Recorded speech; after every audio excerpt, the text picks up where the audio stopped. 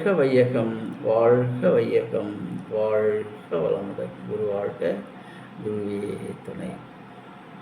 நண்பர்களே, தவம் என்ற அதிகாரத்திலே 10வது குறளை சிந்தனை விருந்துக்காக எடுத்துக்கொண்டோம். அதாவது,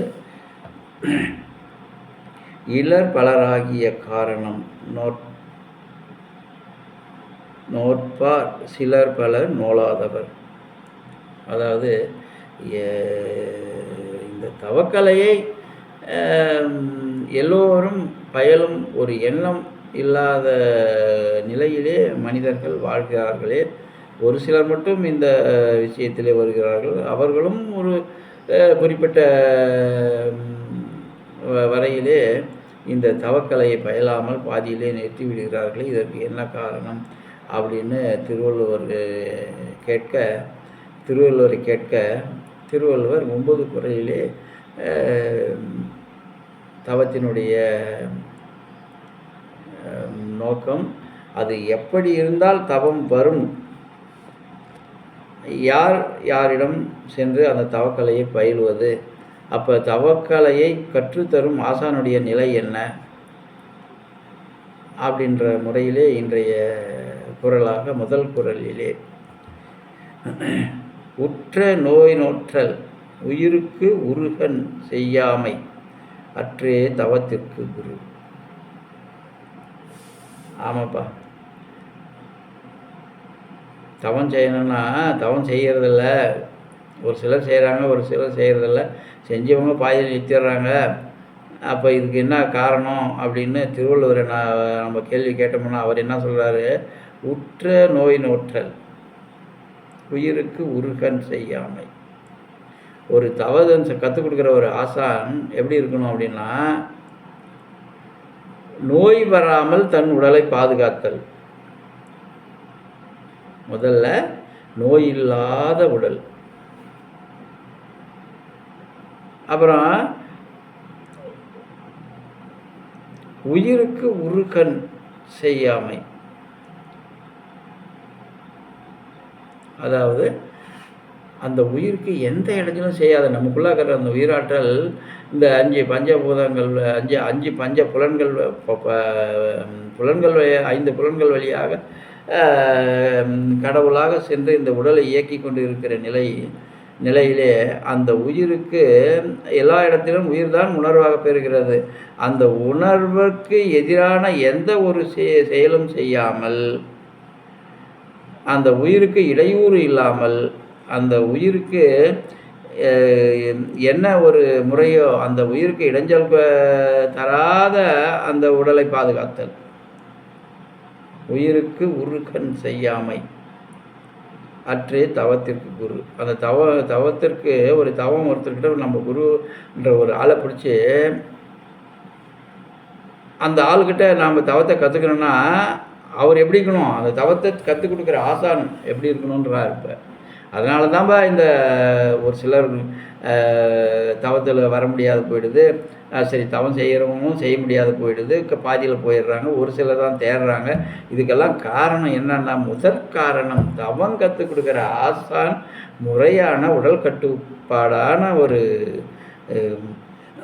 அறநிலையிலே அந்த உயிரை பாதுகாக்கும் ஒரு முறையிலே அவர் தெரிந்து கொண்டு அதற்கு ஒத்து உதவியும் வாழக்கூடிய ஒரு ஆசான், தன்னுடைய உடலை கெடுக்காமல் சுத்தமாக வைத்து கொண்டிருக்கக்கூடிய ஒரு மெய்யுணர்ந்த ஞானி ஆசான். அந்த மாதிரி ஆள்கிட்ட தான் தவம் கலையை ஃபஸ்ட்டு கற்றுக்கணும். ஏன்னா ஒரு விதை விதைக்கிற மாதிரி இது தன்னுடைய உயிர், அதாவது மாதா பிதா குரு தெய்வம். அப்போ மாதா பிதா அப்படின்னு 2 பேரும், அப்பா அம்மா 2 பேரும் அந்த உயிரையும் உடலையும் கொடுத்துட்டாங்க. அப்போ அந்த உயிரையும் உடலையும் கொடுத்துட்டாங்களே தவிர அந்த உயிரை உணர்வாக சொல்லி தரக்கூடிய ஒரு ஆசான் மிகப்பெரிய ஒரு அறநிலையிலே தன்னுடைய வாழ்க்கையை அர்ப்பணித்து கொண்ட ஒரு மெய்ஞானியாக இருக்க வேண்டும். அவன் உடலை கெடுத்து கொள்ளாத ஒரு நிலையிலே இருக்கக்கூடிய ஒரு ஞானியாக இருக்க வேண்டும். அதாவது ஒரு பயிர் வைக்கிறோன்னா அந்த பயிருக்கு விதை முக்கியம். விதை சரி இருந்தால் தான் அந்த பயிரினுடைய வளர்ச்சி நல்லாயிருக்கும், பலனும் நல்லாயிருக்கும்.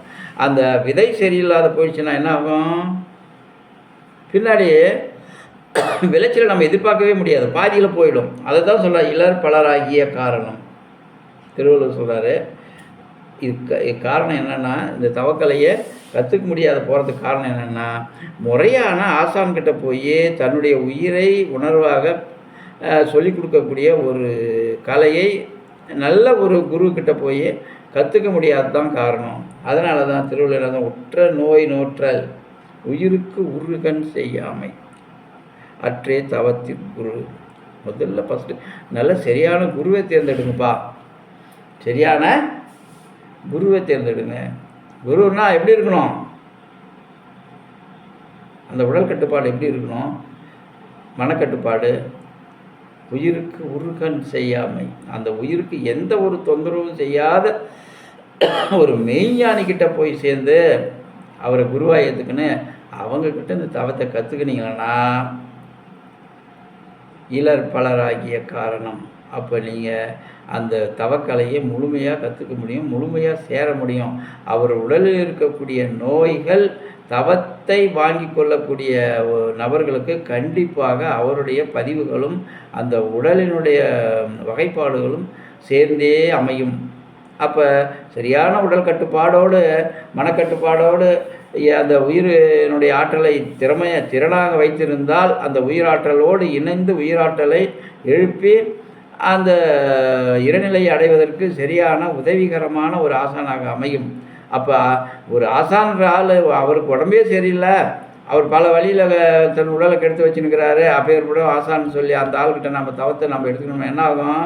அப்போ அந்த ஆசான் என்ன உடல் கட்டுப்பாடோடு என்ன மனக்கட்டுப்பாடோடு இருக்கிறாரோ அதன் விளைவாகத்தான் நம்மளுடைய தவ ஆற்றல் நமக்கு கிடைக்கும்.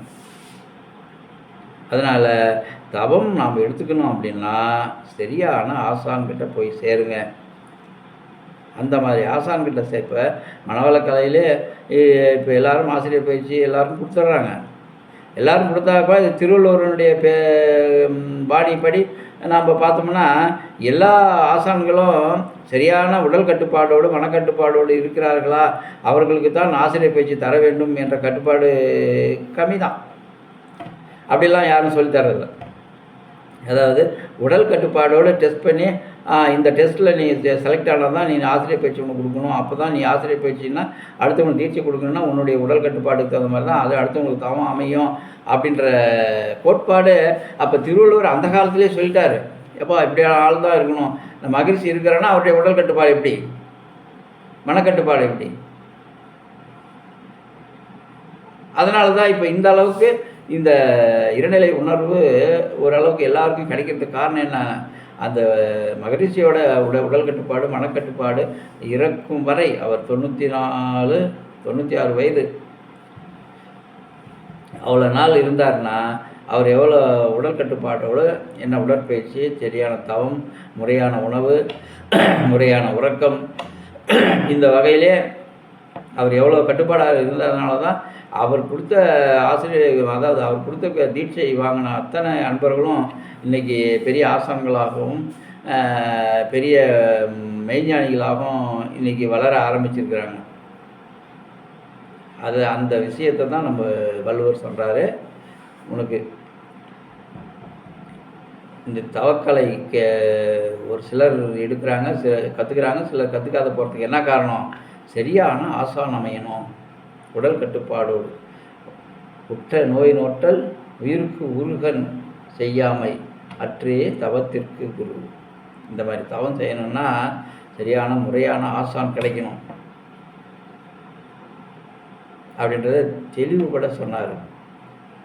அப்போ இதுக்கு மேலே என்ன செய்யணும் அப்படின்றத அடுத்த சிந்தனை விருந்தில் பார்ப்போம். வாழ்க வளமுடன்.